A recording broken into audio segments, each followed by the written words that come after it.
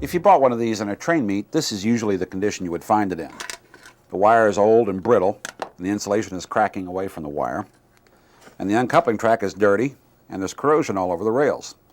First, we're going to clean the grime off of these rails. We'll show you the way to do it and the way not to do it. This is what you don't use. Most people seem to use a pad of steel wool to clean rails of any kind. What happens is the fine particles of steel wool will pull off and get lodged down in the section. Then your locomotives with magnet traction will soak up those pieces of steel and short out and cause problems in the locomotive. Don't use steel wool under any condition. This is a track cleaning eraser. They call it a Bright Boy or a Perfect Brand or several other different names, but basically it's what you and I know to be an old ink eraser. If you use this and clean the tracks, I'm going to show you that you get a remarkable job in no time at all. Now, look at the bottom two rails here as compared to the center rail and the top two rails, and you'll see right away that these surfaces are much, much better. Be sure to get the insides of the rails where the flanges roll too. Now, if you can't find this, a good substitute is a Scotch-Brite pad, that green coarse pad that you can find in a grocery store for pots and pans. There, now that they're all clean and shiny, just be sure and brush all the dust and the filings out from the Bright Boy. And the last thing we want to do is take out the 4 screws and clean the contact surfaces of the metal that's underneath those screws. Corrosion is not something that you can always see. It's good to scrub these surfaces even if they look clean.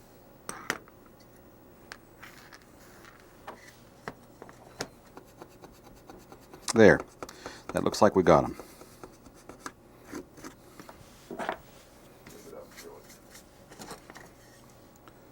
They're much better now. Let's take a close look at the wire. When you want to check a wire to see if it needs to be replaced, all you need to do is bend it. Oh yeah, look here. See, the insulation will crack away and expose the bare wires underneath. Can you see that? That means we should just take this piece of wire and throw it away. But before we can throw it away, we need to take it out of the box, and we also need to keep a very, very close record of how we remove the wires from the box. I'll show you why. Remove the 2 screws in the bottom of the box.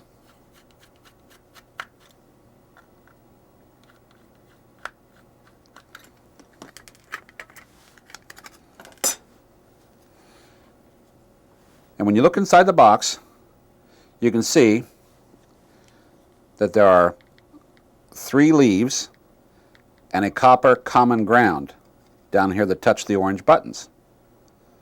Before you remove anything, make a diagram of which of these 4 wires go onto which one of these leaves. Here's what your diagram might look like. Wire number 1 is on the top leaf. Wire number 2 is on the middle leaf. Wire number 3 is on the bottom leaf. And number 4 is on that big brass common leaf. The 4 wires going in we'll call 1, 2, 3, and 4 from left to right. Now we're ready to unsolder all 4 wires from those 4 leaves.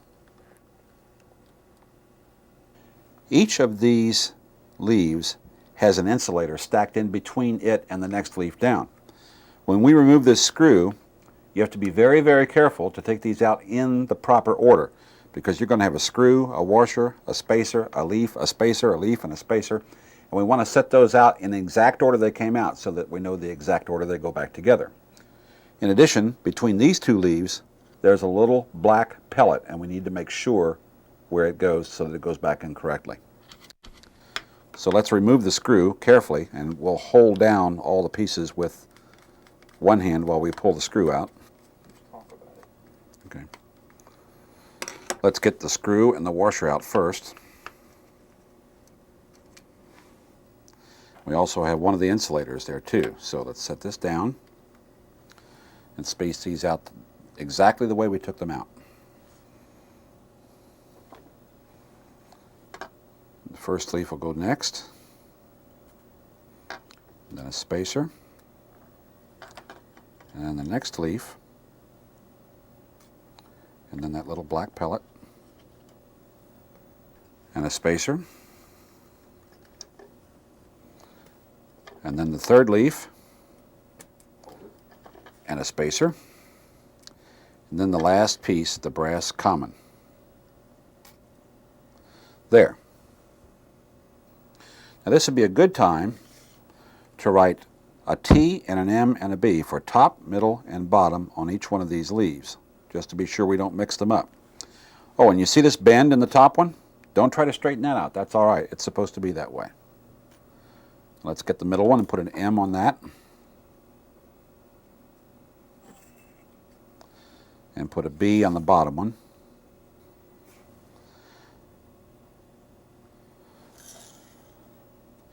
Now go to your hobby supplier or someone that sells parts in O-Gauge Railroading magazine and get yourself some Lionel style 4-conductor flat cable like this. That's what we're going to replace with the one we just took out.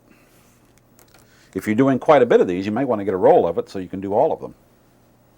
Go to the hardware store and get you 4 solder lugs like this. These are spade connectors, but you might want to get the type that are open on the end. It doesn't make much difference. I just prefer these because they're harder for them to come off of the screw.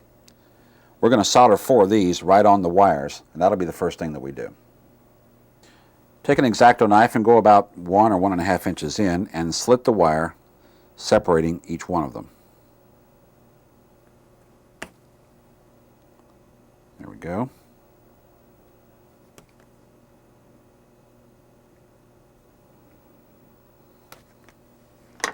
I'm going to pull back so that we got about 1.5 inches of separation on each wire. Fan them out and strip about 3/8 of an inch of insulation off the tip of each one of them.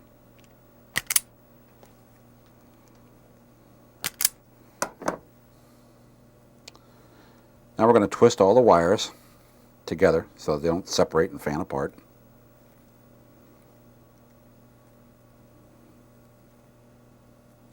And then double the wire over like that.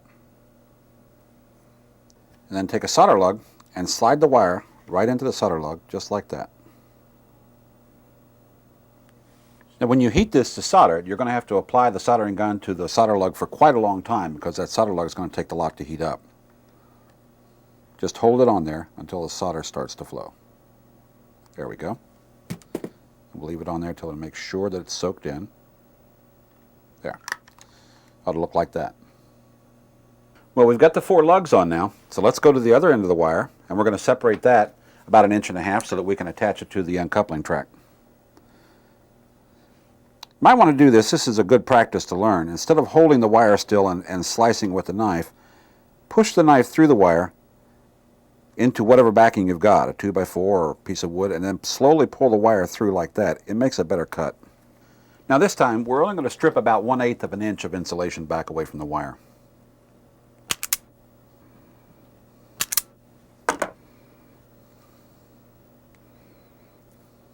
Do the same thing, twist the wires together a little bit, and put a drop of solder on each one of those and let it flow all the way through the exposed wire. Let's get the wire nice and flat so it looks like the way it used to go into the button box. Take the number 1 from left to right, that would be the number 1 wire, and get the top lug, the one we marked the T on, and we're going to solder that right to the solder lug. Solder it flat to the lug, like this. The reason you want to solder it flat to the solder lug is we don't want anything protruding through that would touch one of the other solder lugs. Now let's go on to wire number 2 and put that on the middle lug.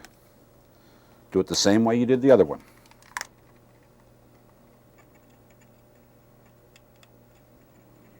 Good. There we go. And according to our diagram, the 3rd wire from the left goes to the bottom one. So let's get him on next.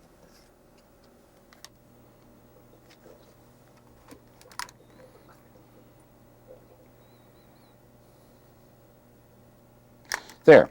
Now according to our diagram, the 4th wire from the left goes directly on to the big copper piece.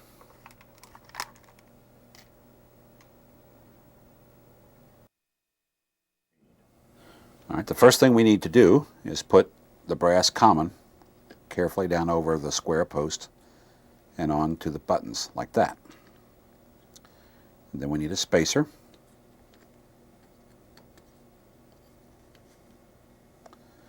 And then our diagram says we need the bottom one, and that's this one marked with the B. That goes next.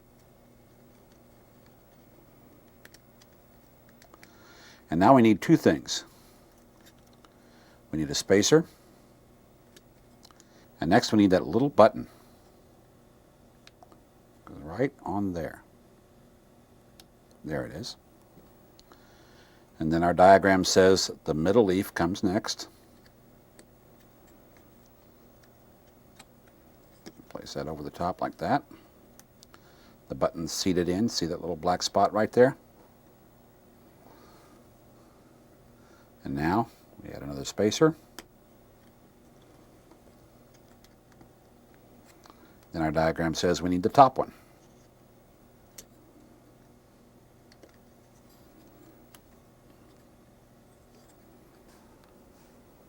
Then we get the spacer. There we go. And a washer.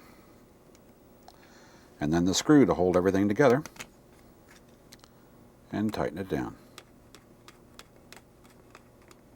There we go. Now let's check to make very, very sure that that button is in place and being held in between the two leaves. And it is. We can press the button and that all works. And over here that works. Okay, we've got it on there. That's the way it should look.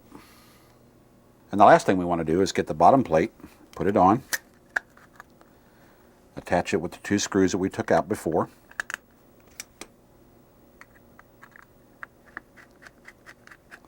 There's one. There's the second one.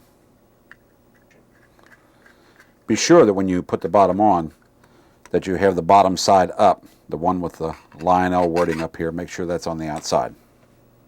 Now, straighten out the wire, making sure that the top surface of the wire here carries all the way through to the end where we put the solder lugs on, and make sure the top surface of the wire here is the same relationship as the top surface of the wire there.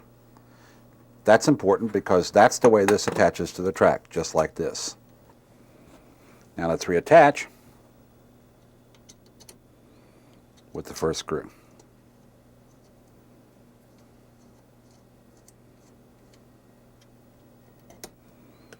Well, we've hooked up a couple of sections of track and the power. Now let's move the car in and position the coupler over the magnet and see if it works. Well, that works great. Now let's see if the unload section works.